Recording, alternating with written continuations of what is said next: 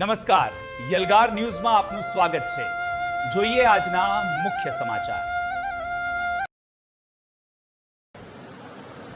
કાલે એટલે 30મી મે તુરખેડા ગામમાં એક કંપની જે સર્વે કરવા આવી હતી, આ એ જ કંપની છે જેમાં બીજેપીના જે ઠગ મંત્રી, ઠગ એમએલએસ અને એક્સ એમપીઝ ઠગ જે આઈને અહીંયા જનતાને આડીને કહેતા હતા કે અહીંયા કોઈ પ્રોજેક્ટ આવવાનું નથી, અહીંયા કોઈ વિસ્થાપિત થવાનું નથી, પણ હકીકત તમારા સામે છે।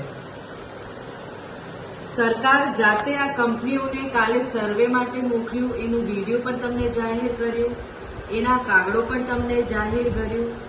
તો હું જનતાને કહેવા માંગુ છું, યાદ છે અમે કહેતા હતા કે झूठ બોલે કૌવા કાટે, અને આ ઠગ મંત્રીઓ આવીને તમને જે વાદો કરેલો એ બધું ખોટું નીકળ્યું।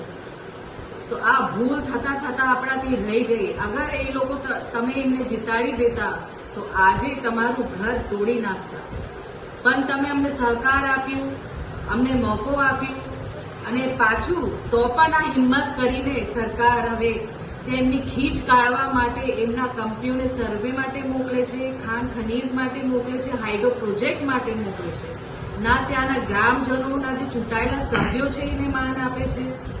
તો આના વિરુદ્ધ આપણે કાયદેસરની એક કાર્યવાહી કરવાની છે। આ ગેરકાયદેસર જે અંદર આ કંપનીઓ જાય છે અને ગામડાઓને હેરાન કરે છે અને એમને નુકસાન કરે છે, એના વિરુદ્ધમાં આપણે બધાને અવાજ ઉઠાવવાની છે અને આગળ આપણે આના વિશે લડત આપવાની છે।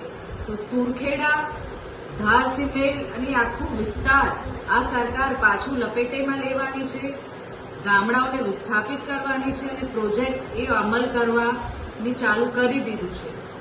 તો હું સરકારને કહેવા માંગુ છું કે અમારા આદિવાસીઓની તમે જમીન છીનવાનું બંધ કરો, આ પ્રોજેક્ટો બંધ કરો। આ પ્રોજેક્ટો ફક્ત તમે ઉદ્યોગપતિને ફાયદો પહોંચાડવા માટે કરો છો, આ કોઈ આમ જનતાને ફાયદો થવાનું નથી ને અમારા આદિવાસી સમાજને આ ફાયદો થવાનો છે।